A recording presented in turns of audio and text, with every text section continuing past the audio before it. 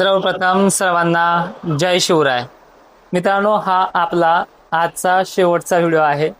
कारण की महाराष्ट्रामध्ये परिस्थिती खूप चांगली असताना सुद्धा पुढील कंडिशनवरती खूप वाईटरित्या भाष्य केलं जाते. अनेक गोष्टी आहेत, आपण व्हिडिओच्या माध्यमातून पाहूयात. 13 मेला जेव्हा आपण पोस्ट केली त्यावेळेस त्यामध्ये सर्व अंदाज दिले होते. महाराष्ट्रामध्ये आतापर्यंत जे काही अंदाज दिले ते अगदी योग्यरित्या पार पडले, पण समजून घेणारे मात्र त्यापेक्षाही प्रो लेवलचे निघले. निगेटिव्ह कमेंट करणाऱ्यांनी तर हद्दच पार केली आहे. स्वतःची प्रोफाईल लॉक करून कमेंट करण्याचं काम चालू आहे. म्हणजे थोडेफार पैशासाठी काही लोक मुद्दामून नवीन फॉलोअर्स जेव्हा वाढत होते त्यावेळेस त्यांच्यावरती इम्प्रेशन डाऊन झालं पाहिजे म्हणून कमेंट बॉक्समध्ये घाण केली पाहिजे, अशा हेतून आले आहेत. आता आपण पहिले अंदाज बघूयात आणि नंतर पुढे काय होणार आहे आणि काही प्रश्न आहेत जे आपण शेवटच्या टप्प्यामध्ये पाहूयात. अल निनो हा तीव्र आहे, पण एकटा मान्सून महाराष्ट्राच्या किंवा भारताच्या पावसाचं गणित ठरवत नाहीये. 2023लाही सुद्धा अल निनो आला होता. यावर्षी त्याच्यापेक्षा थोडं जास्त आहे, पण परिस्थिती त्या लेवलची गंभीर नाहीये. तुम्हाला मी एक स्क्रीनशॉट शेअर करून देतो. हा गॉडझिला नावाचा जो की अल निनो आहे, स्वतः IMDनं मागच्याच आठवड्यामध्ये महापुराचे ढगफुटीचे संकेत आहेत असं व्यक्त केलं आहे आणि ही परिस्थिती त्या काळामध्ये उद्भवते. दुसरा महत्त्वाचा प्रश्न, शेतकरी दरवर्षी 15 पासूनच पुढे पेरण्या करतो. काही क्वचितच जर उन्हाळ्यात पाऊस झाला तर त्या पाण्यावरती पेरण्या करतोय. पण अशी सुद्धा वेळ ती चांगल्या पावसाळ्यामध्ये सुद्धा की आपण पंढरपूरची यात्रा मागे फिरेपर्यंतही आपल्या कधी कधी पेरण्या होत नाही. त्या काळामध्ये अशा स्वरूपाचा मॅसेजेस, अशा स्वरूपाच्या गोष्टी येत नव्हती. यावर्षी काय झालं, नेमकं काय कारण आहे त्या बाबतीतही बघूयात. मित्रांनो, पेरण्या 20 तारखेपासून पुढे सुखरूप पार पडतील अशी पद्धत आहे. कालपासून वातावरणामध्ये बरा बदल होतोय. आज चांगला झालाय. विदर्भ मराठवाड्याला सर्वाधिक कमी पाऊस सांगितला होता. त्याच विदर्भ आणि मराठवाड्यामध्ये पूर्व भागाकडनं पावसाने अवकाळी का होईना पण सुरुवात चांगली केली. आज हिंगोलीपर्यंत, जिंतूरपर्यंत, थोड्याच वेळात रात्री परभणीपर्यंतही मजल मारेल. काही ठिकाणी जालन्याच्या पूर्व भागामध्ये म्हणजे जसं की परतूर पट्ट्याकडे सुद्धा तो मजल मारेल. वातावरणाची अवकाळीची ही क्रेज आहे. 15 आणि 16 जूनला मान्सून, ह्या दोन्हीपैकी कोण्याही तारखेला मान्सूनचे वारे आणि मोसमी वातावरण हे दाखल होणार आहे. आजही ढगांची आवृत्ती त्या पद्धतीने आपण पाहिली, कारण की ऑलरेडी IMDनं जाहीर केला की 16 पूर्वेपर्यंत मान्सूनने मजल मारले. IMDचा तुम्ही मागचा अंदाज बघा. त्याच वाऱ्याने जे आणलेलं बाष्प होतं ते आज मराठवाड्यामध्ये दुपारपर्यंत सर्व जिल्ह्यांमध्ये होतं. इकडे भोकरदन वगैरे भाग असेल, बीड असेल, सगळ्या भागामध्ये होतं. हळूहळू मान्सून ह्या 3 दिवसामध्ये महाराष्ट्र आपल्या वाऱ्याने व्यापणार आहे आणि 17-18 जून पासूनच मान्सूनचे काळे ढग, कुठे हलक्या सरी, या सुरुवात होणार आहे. 18 आणि 19 तारखेला चक्क मराठवाडा विदर्भामध्ये मान्सूनचा पाऊस सक्रिय होणार आहे. पण मी तुम्हाला 20 पासून पुढे का सांगतोय, कारण की परिस्थिती त्या पद्धतीनं ही मान्सूनची झिमझिम पावसाची किंवा इरबळ जरी पडला तर बारीक पावसाचा असते. त्यामुळे 20 पासून पुढे चांगला पाऊस, जसा जसा ज्या ज्या भागात होईल त्या त्या पद्धतीने पेरण्या करायच्या. पण 20 पासून पुढे पाऊस चांगला बरसणार सुद्धा. मराठवाड्याला, विदर्भाला 2 दिवस पाऊस बरसू द्या, 20-21 पर्यंत बरसू द्या, नंतरच पेरण्या करा. कारण की ही जी जोखीम आहे ही आता घेणं मी पण सोडून दिलेली आहे. दुसरी महत्वाची गोष्ट, खानदेशकर असतील, पश्चिम महाराष्ट्रकर असतील, मराठवाड्याच्या आणि विदर्भाच्या तुलनेमध्ये 1-2 दिवस उशिरा तुमच्यापर्यंत पाणी पोहोचतो. त्यामुळे 2 दिवस यांच्या तुलनेमध्ये उशिरा येऊ शकतो. पण मान्सूनचा पाऊस, मान्सूनचे ढग, मान्सूनचं जे काही सगळं वातावरण, टेम्परेचर कमी होईल ते तुम्हाला 20 तारखेलाच पाहायला मिळणार आहे. 20 तारखेलाच तुमच्याही भागात पाऊस सुरू होणार आहे. पण जी मोठी ऍक्टिव्हिटी आहे थोडी 1-2 दिवस यांच्यापेक्षा वेट आहे. पूर्व विदर्भातल्या नागपूर, चंद्रपूर, गोंदिया या भागांना ही कंडिशन अत्यंत चांगल्या पद्धतीनं अवकाळीचीच पुढचे 15-16 तारखेपर्यंत जास्त आहे. नागपूरमध्ये अनेक ठिकाणी मेघगर्जनेसह पाऊस होईल. 100% भाग तो घेणार नाही, हे मी त्याही व्हिडिओत म्हणलं होतो आणि ह्याही व्हिडिओत सांगतोय. दुसरी महत्वाची गोष्ट, अनेक माध्यमांनी अक्षरशः दुष्काळ जाहीरच करून टाकलाय. आज तर हद्दपार झाली या 2 दिवसामध्ये. ठीक आहे, मग दुष्काळ म्हणल्यावर तुम्ही दुबार पेरणीची वेळ येऊ देणार नाही असं तुमचं प्रत्येक व्हिडिओमध्ये वाक्य आहे आणि अजूनही राहतं. तर मग तुम्ही काय करणार आहे दुष्काळामध्ये? स्वतः पेरून काय धार मारणार आहे का?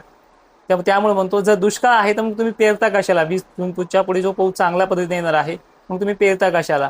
कारण की मी सुद्धा आज ह्या 2 दिवसाच्या वातावरणामध्ये बकाडी होतं. आज तरी ढग गेलेत. पण ह्या 2 दिवसाच्या वातावरणामध्ये तुमची जी मानसिकता आहे ती स्थिर नाहीये. कारण की जर तुम्ही पेरण्या केल्या 22च्या पुढे 20च्या पुढे, तर पुन्हा जुलैमध्ये खंड असतो, तो दरवर्षी असतो. हा पश्चिम महाराष्ट्राला असतो, खानदेशला असतो, मराठवाड्याला असतो, विदर्भाला असतो. गेल्या वर्षी सुद्धा अनेक भागांमध्ये पिकं सुकून करपायची वेळ आली होती. चांगला पावसाळा असताना सुद्धा मे महिन्यामध्ये विहिरीला पाणी आलं होतं. इतका चांगला पावसाळा सुद्धा हे खंड अनिश्चित पुढे असतातच जुलै महिन्यामध्ये सुद्धा. तर मग त्यावेळेस सुद्धा तुमच्या ह्या निगेटिव्ह पॉझिटिव्ह तुम्ही त्याला पाऊस चांगले बरा म्हणले होते, दुष्काळ नाही म्हणले होते, मग काय झालं? ह्याच कमेंटमुळे मी आत्ताच माघार घेतोय. त्यामुळे परिस्थिती जी आहे, जून आणि जुलै कधीच ठरवत नाही. कोणताच विभाग असा नाहीये की जो मान्सूनचा जो काही पाऊस असतो तो विहिरीला पाणी आणतो जून जुलैमध्ये. परतीच्याच पावसामध्ये पश्चिम महाराष्ट्र, खानदेश, मराठवाडा, विदर्भ हा विहिरीला पाणी आणत असतो. ही परिस्थिती आतापर्यंतच्या रेकॉर्डमध्ये आलेली आहे.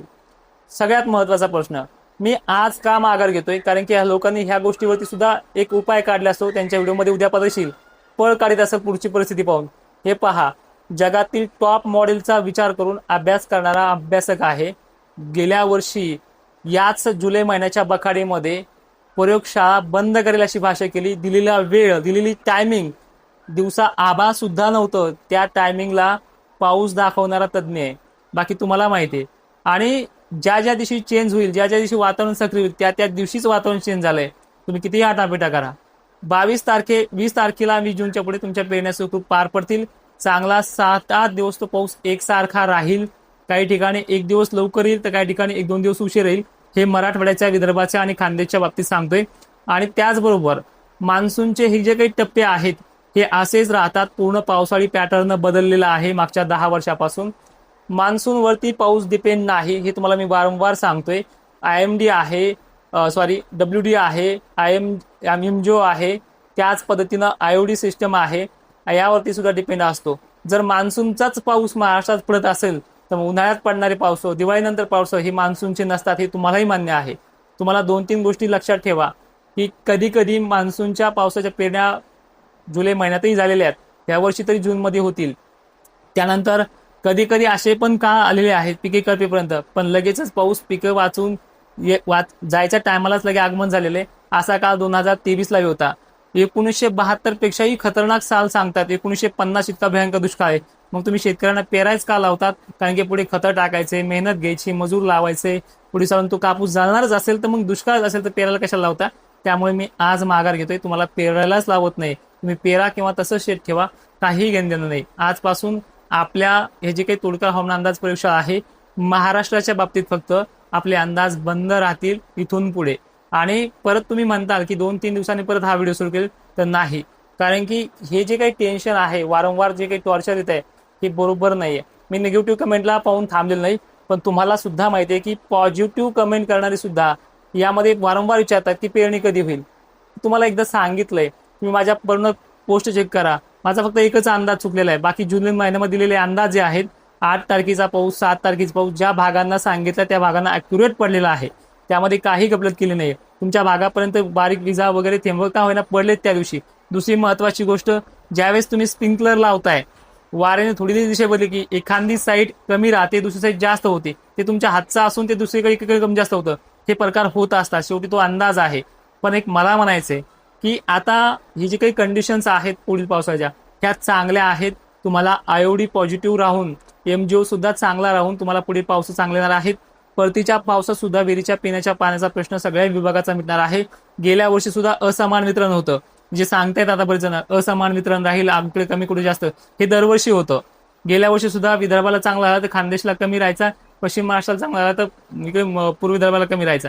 हे सगळं होत राहतं. तुम्हाला ह्यामध्ये सगळ्या गोष्टी माहीत आहेत. तुम्ही किती वर्षाचा रेकॉर्ड चेक करा, किती वर्षापासून तुम्ही पेरणी करता, हे तुम्हाला सगळ्या गोष्टी माहिती आहेत. तरी सुद्धा गेल्या वर्षी काय झालं हे तुम्हाला ह्या वर्षी माहित नाहीये, त्याच्या 10 वर्षात काय झालं हे माहिती नाही. हे लक्षपूर्वक पाहत जा. अनेक शेतकऱ्यांचा ह्याच प्रश्न असतो की पाऊस कधी पडेल, आम्ही पेरणी कधी करू.